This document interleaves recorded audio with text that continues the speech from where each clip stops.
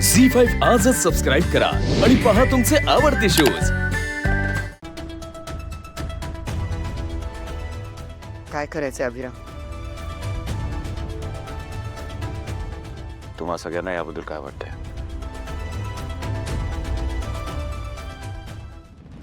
बाबा, मला असं वाटतंय की अंतराळींना दिल्लीला नेण्या अगोदर आपण सेकंड ओपिनियन घेऊ शकतो का? Kishor, doctor Deshmukh is one of the best neurologist in Mumbai. तर आता त्या अंतराला दिल्लीला ट्रीटमेंटसाठी शिफ्ट करायला सांगत असतील तर आपण त्यांचं ऐकायला हवं।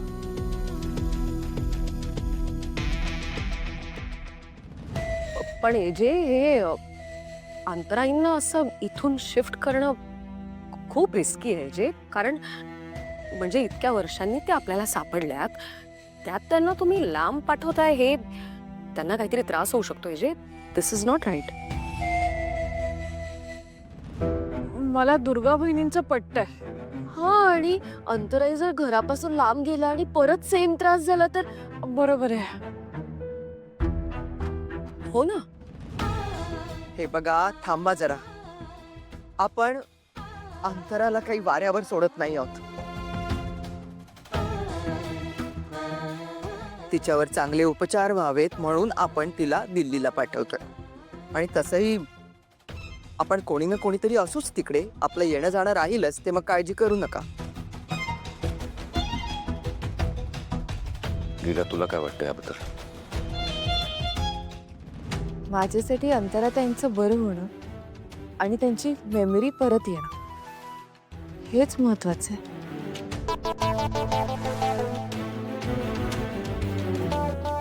ठीक आहे, आपण डॉक्टर देशमुखांच्या सांगण्याप्रमाणे आपण अंतराला दिल्लीला शिफ्ट करूया ट्रीटमेंटसाठी.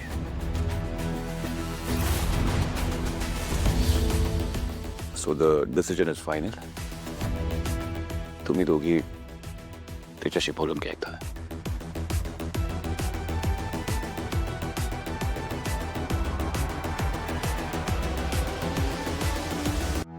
मला वाटलंच होतं असं काहीतरी होणार. विजयनी बरोबर पळवाट शोधून काढली आणि असंही त्यांना नको असलेल्या व्यक्तीला ते बरोबर दूर करतात. नाही, मला नाही वाटत एजंटनी असं काय केलं असेल. हे सगळं त्या लीलाने घडवून आणलं असेल. तिनेच मुद्दाम अंतराळींना डिस्टर्ब केलं असणार.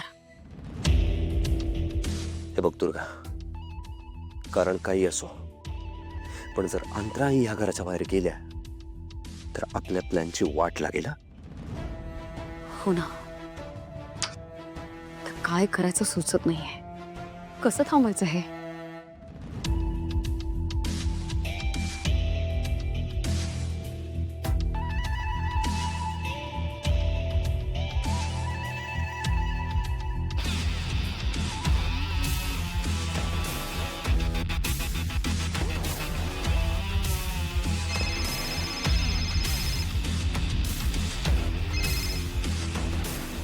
बोला सर, आज कशी काय आठवण काढली गरीबाची? मी जे सांगतोय ते नीट लक्ष देऊन ऐक.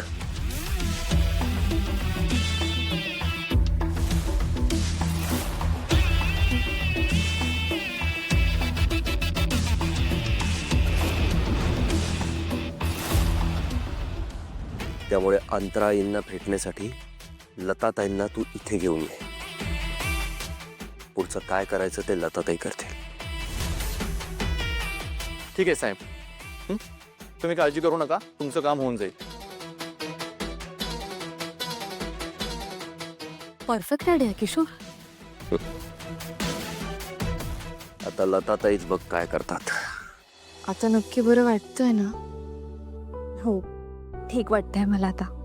अंतराताई, मी किती घाबरले होते माहितीये का? मला अचानक चक्कर आली. मला कळतच नव्हतं आता काय करू ते. मग डॉक्टर म्हणाले की काळजी करण्यासारखं काही कारण नाहीये. तेव्हा कुठे माझा जीव भांड्यात पडला.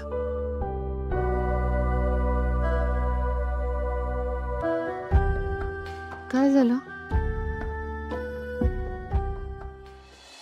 किती काळजी करतेस तू लीला माझी. तुला, तुझ्या घरच्यांना माझा त्रास होतोय ना, तरीही कधी कधी मला वाटतं आपल्यात नेमकं कुठल्या जन्मीचं नातं आहे? का करतेस तू हे सगळं? अंतराताई, हे बघा, या सगळ्याचा विचार आता करायचा नाही. आता फक्त आराम करायचा आणि पटकन बरं व्हायचं. असा कसा नको करू विचार लीला.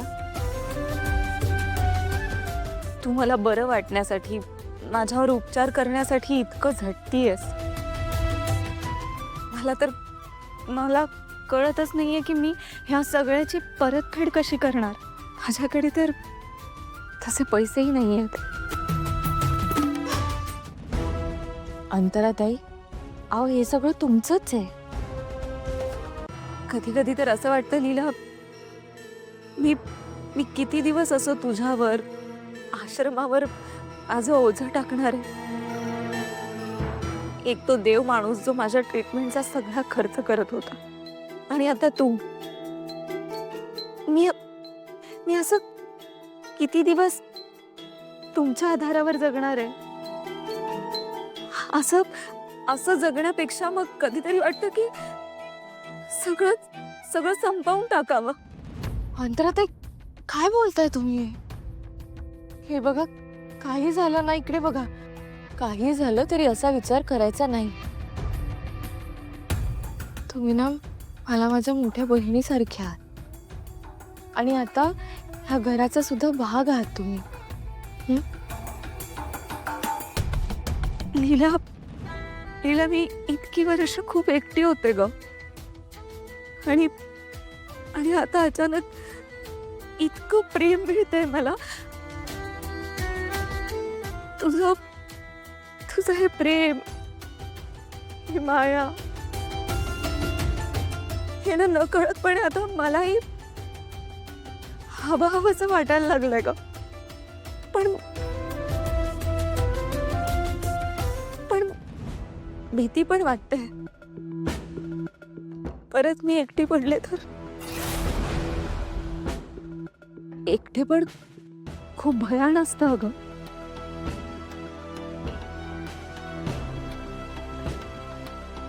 लीला,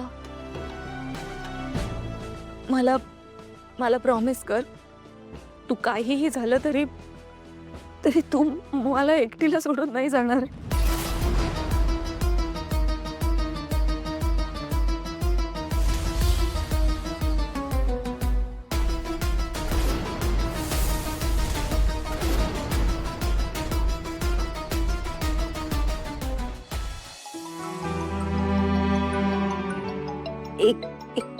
एक मिनिट, स्मिताचा फोन आलाय, मी बोलते तिच्याशी. तिलाही काळजी वाटत असेल ना.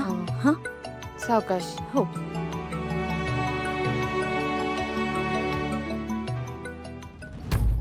अंतराताईंना तर दिल्लीला शिफ्ट करायचं ठरवलंय. मग आता हे असं प्रॉमिस कसं करू मी?